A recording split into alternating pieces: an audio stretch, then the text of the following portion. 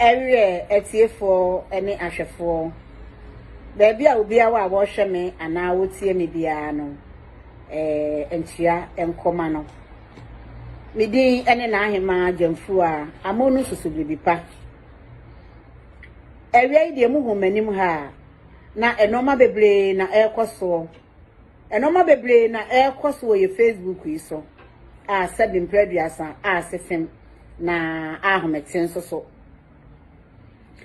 Eya ya de hyenum bi de wo mani abo ho safo hene a sabim preduasa omu di Ghana mpanimfo atem. Yese wo si achi nya woda ehwa na watafle. Enya asam kitwa kra. Eya nua be ma me amede hye David oni ni nua atwene Jonas. Emrantie yi mienu wo mo doso de na sabe omo na omo yi wo monim. Wo mo de Ghana mpanimfo titiriw ene sante hene. Asi wo mani so a wo mo di wo matem. Ye no ane sei ena amene. Eba ane sei. Sese ye wo kabi mamin kabi. Amemuom. Enti se bibi kwaso wo manim na nkoyi a ase wo man ba. Wutimi kire wa adwene. De nkoyi bia wo ho kwasa wo kire wa adwene. Enya atem didie so. Enya atem didie na obedidi no ena be mo man na koso. Nemum kanyansasam sabem preduasa. Kanyansasam no obi tie wo ho se abrante anasa ababa we. Asam a wokan die asam pa na wokan. Enya atem didie. Krom ha ya we enoma bebre na enkoyi o. Abrochire ha ya wo no. Enoma bebre ena enkoyi oman ma no e kire wo madwene fa ho. Enya atem didie so. Bibi kwane nkoyi a oman ba wotimi fa ne phone na wa frɛ bia MP a wo ho mehu we wa ha nkoyi mo meye ne yie ampa so mbeba be ye ne yie oni di natem enti e pese Ghana man ne koso a enya atem nie ne be ma Ghana man na koso sese de mo ye ne kra no de mo bre o man na se mon ka asem a ebehwe nkunan asem a ebetumpon asem a ebekwa animu na obi tie mu se de meka na wo hu se nyansasem ene mo ka no sante hine wa yedai wati kokoso o setu wa yedai opem so wonya hwe se bibi na enkoyi a eye kasa enye sabe atani sabe wutimi bia wa numu bintimi nka de mo kan ye no enye fe aboana no wo na so sabe mpreduasa woni di ntwansuo modi di amama no atwansuo de modi akoduru na mayi akopem no muntwa so montra ho mankofo anya mu yeduom no mu mpia mu nkoduru baabi no mu nyi wo mase atwede ene na ye na amafo aya be ye di no medi agro na ye nka antete ho no de ye na nanu mo peso no ano a edi nchi di mekoi ye obi be kan fa ho bia ebeba de obi be kan fa ho bia ebenya wo ade hie mesremo de mo ya akoduru no de mo nana mai obe ya me yo hema de me mane mo afutuo na me de ma mo muntwa so na mu gu o man ani mase obi ti kwa se mu disante hina temo a niwu fere ya asefem yesremo opem so abaye bi waye bi na wohine nchache de waye wohine nkasa bebre ni nti Ghana fo nim say ana santimemu wo na Ghana man munim so o setu onye hwe waye bi pa waye bi mesremo de me de mama de hie nya me yo hema me ma me kasa anya tenten muntwa so de ma ya koduru na madaroma muntwa so mo ma ye mpiapia mo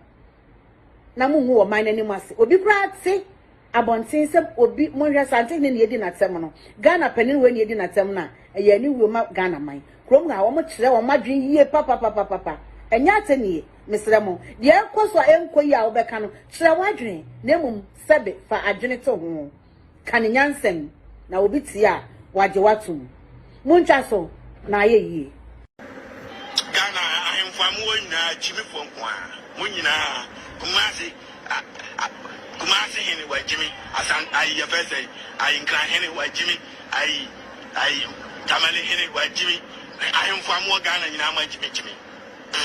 asiafo demu ni mai sika die nkwa asia Shanti we ki anya mo pe enti bibini so betna bibisisi anya fe Abrabom komo yeguso ye ho aduro begidi se wutie nsem no abrante no ka no meka bi no so ne nje wana de ache mpanyifo si due ben na etwi midin de nana obiri yeboa ai obobobo enkuro bi so ahemfo edin na owie no de fraaye se won mu nyina enti so obo okurom hini din se wan ba okurom hini din wan to sabi na wan kase ebinim wanyi bi anfirim enti so obo okuro bi so hini din na wo okurom hini din amem na wadwene yo se oh we dey ankame the antikwan ne tene a wo kosoro ba fom according to wono no okurom hini oka de wo ka ne ho ti se miti ni twi na wo ka ne yi a o se wo mu nyina hyɛno so same ne wo bakasa wa kokoduro kwan so enya hantan anasa ahomaso kwan so Ghana fo bi mu ye nya atwompa mu ye nya atwompa pa ebisi o ni video ne de no ano no yere wo ho kwanim ebisi dabi de wo kan yampa nanso yi atendidie ni firi mu mu binom nyam nyina a musi wonyi atendidie ni firi mu no mu binom no senka atendidie ni kan wanka mu nhye ni videos atendidie ni kan wanka mu recognize no atendidie ni kan wanka mu nyimu no ente yemwa na mo kanfo ni dua afode na muguso na mo kanfo ni dua afode adentia eso se mo pese mo hunu na tacha yem ayemo ana mo kanfo ni dua afode ana muguso kanfo ni dua afode eso se mo pese mo hunu na tacha yem munye Ghana fo ni binom enipa tena sikanya nsasem eka asem na sade fata no wan fa atembidi amem disrespecting ka ho ensem hunu ka ho a obetime betena social media wonya sponsors da onya support da wan ambassador no onya bi nya da prekopa abasha sese wo disrespect nkrofo no obenya nkrofo ma na pushi wo mo adentia eya asumati se ene ya disrespect wo bentin eti mame moa na ya disrespect wo bentin wonim so okoto sa abo ni su nua so akase sore yen so nkasa won sore so efi so di free so de beba wo so eti se kwa na free enipa na ya disrespect ne so nisi chabe chire wo nuni pane so dia ehwa na wo ba ba chire se there be ene de wo ye nenye na bra na odi ye obi de na ya na mo miem pasam no pomasi bre abrantie yi oka hospital asam oka ya Ghana ya kwan asam ye niema ye light asam ensem bebre ho no ma waka anukura ni nyame anim ni wa make point papa me kura maka bi pen enyema bi ono ma waka e wose ye hye ne ye pa ne poma sibre ne ye di ho djuma enkrofo bebre aka ho asem on social media me maka bi pen nanso wo ke enko ba bia wo ke enko ba bia wo nya enkrofo akra mo nhye na o ma like na wo ma comment asem papa egu ase ama but prekopa wo dia temdidie ka ne de ne ho no obi a ate it is a small boy and a small girl obi ababunu bi akra bi te baabi ebia we die minim ni tiri mu adwena wo de ye ne ebia wo pe o man ni ye ampa se de wo sie no but obi te baabi na so pese o trend o pese o gidin o pese o ko viral obi na no a na o pese o disrespecting penyimfo because what se hunu se so ko enyansafo ni bi no so be disrespecting penyimfo a o man na nya adaade share video push you ni ya kanfo ni ye wo watiko na viral na wo sa wo ko no wakọ enti ne nipa no be blomba social media na o mo disrespect na wo mu di atem na mu wi amasa ba betena se ka se wi atendidie ni firi mu a enipa dodo se na makoto o mo social media wo mo Kenya sasama atendidie ni mu a aya mo share video no mu bi mu ye nya acham na Jonas abusuafo amenka se mi nkyerɛw Ghana nya asam hye asam nto wa beka se na wo kaye dɔw but nya asam hye abrantia wa ma wo mo ye yodum de o ye no de no ano no di wa matam ohini we wan ye hwan wahini we diaban ena ohini we na fa hini kosi hia wo mo ye wo saa no busa ho se wo mo nya platform na mo ye no mu kutafo na na wo mo dudu se no betimi anya gugudu aba be ye de wo ye no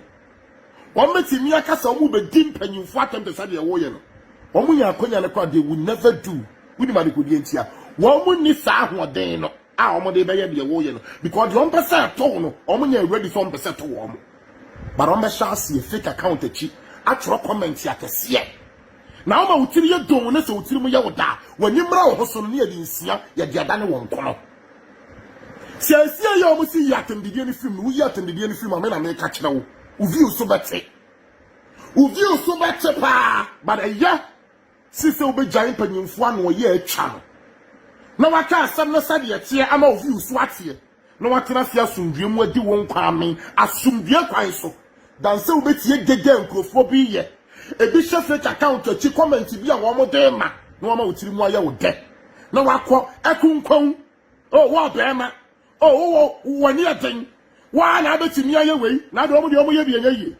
omo ma ne omo nua no mo papa ne omo ma ne omo na ye wo mo ye bi enye yi omo kuta iPhone 11 Pro iPhone 12 wan sa phone ne kuta omo no wo mo de ye video wenye yi abranti mi nim da akọ abrochire ena mi ntimi nkyere ye mo predie ye ho nyankopɔ adaworo ya kwa ba etinye si ye nko obi danti enyim de wo kana na ye ba be kasa ye ba be ye dede kwa but nkrofo bi be ma wo comment yodum se dimpanyimfo atamu a sa nkrofo no mu di kai wa abrochire ho jaawo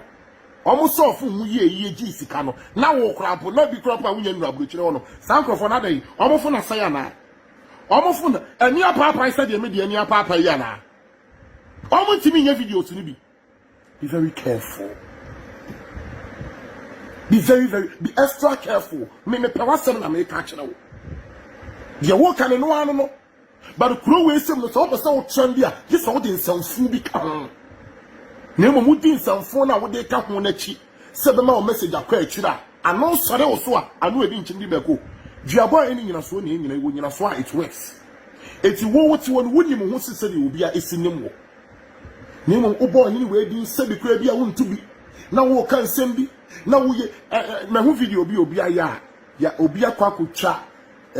amsa konfo bi wo twa aboa moja na wo obo odin obi agira ba bi abodua bi gidi se obi so ba be di sankrofo na te ni nyina ye comment ase na omode ba beguo won se wo video ya wo ye ya me bo na se sie enam TikTok o na trend ye bi gidi se ye video tenten na so obi atwa ho kakra bi no ho na omo atwa no mo dia ba TikTok e no mo trendy video no sankrofo na ya wuni no ma na be passam dia ma wo ma na be passam dia ma wo na de nya asam hwe Junior Lumba she talented young guy like this and then send bi say ekochi kwa na afo abetifi and some na ekwa eba e fa na nyom to ne ho nsensem ho yese court wasembia bem ne fa onyankrofo gina na chi ebi ye ni Junior Lumba wo ye talented fa hin ne kosi hin nyina akoto nchen yeti kroma na me yese wayane ene nkrofo sha so mu release fan wama ya na omo ma comment ya sebi producer wo di nsem hunu kra na ye support no eduru mra ya gigi sika akwa ye bibia ma wa hu omo dia ne sa comment no but eduru say ya gigi sika ne mi gigi say omo support you omo di sika ne kwa ekrampo ye wo ma ma comment omo anyi wo manim omo na di wo sika support ye unya asam a na be hunu sa wo adofo anase unya adofo enso ni nyina emu no owu okuta emu ne nkwanti ni anje enne nipa dodo sei na wote se wo mo bo abrantie ni din Jonas ensa na wo ka no be bia ya ne kure anya tendidie na ka ho no a nya twonfo ni bi no aka omo nhye video enne nkrofo si hu nkonya ka won trend saa nti atendidie ni film a trend na so beti but no be boa asumdwam ama watena wo ba bi bokọ dan se wo be di anu achi ye be yodum kai hu se ye kanfo uduafo ne ye kanfo achacha na atendidie ne ye na bi firi him panyimfo ni bia munya platform tena so a na mo hyase etwa bon krofo enkora ne bi sua firi mo ho party we mu nipa ko tena sia ne wadi wo mampanyi bi a watwam watam asen akora o mampanyi a wote so na wo bi di na tam wo bi nya platform na wo di na tam se sene nkwasia awrawo ye mu bia ya kasa wa akokoduro kwan so nsem se ye ka samutio samuntio mua na munim esamuala mu na munim ye nya support da na nsem bi ho no mo ya makwan se ye beka ana ye be ma ye ho kwan ya me na firi ye mu aba mo be tena si di atam etwa no ya anti akora bi ti wo no ma se wo panyi wu ye se ya wo mi su be ye bi wo be ti mi aba ba kire wo dwene panyimfo ya munya platform tena so mo be ti mi a kire mo adwene aka de wosamuka nanso sabi mpredi asamu mu bi mu kasa mu mfa nyimde nto ho o kasa kire wo bi a waba ba ye mampanyi pen e wo Ghana man yi mu a fa nyimde to ho obi a wada so ye mampanyi o kasa kire na fa nyimde to ho na nso kroma no no ebinom so our party no who say wo cassette yapa who say abofra bi wo party nim no cassette yapa party B mu nipa no wa support no party B no wo na abofra bi wo party B no wa cassette yapa party A mu nipa na wa support no but say obi etwa so no on side there wo say won TV da anka wo dan ya wo say pan ne kene abrabo mu nkomo ye nwadu empanyimfo no mu bi no munya atata tani nja mo hwani hwani munja ya atata tani nja mo hwani hwani ena mo amonsam wo bia mo support we yeye mo push ni pay be yeye no social media no so nya branch ene nkwa ni obi a o ka kwan asem ene amemu asem ene niema ekoso asem ye wo ye mu bi ono ma ye tena se kan asem nam ye num nsam si obi koku ne ho wa nya koku ne ho mo support ni be yeye a mo nsa se support ni ma papa mo promote ni ma papa mo mfa mo sika ne mo ahoden em push ye mu bi saa no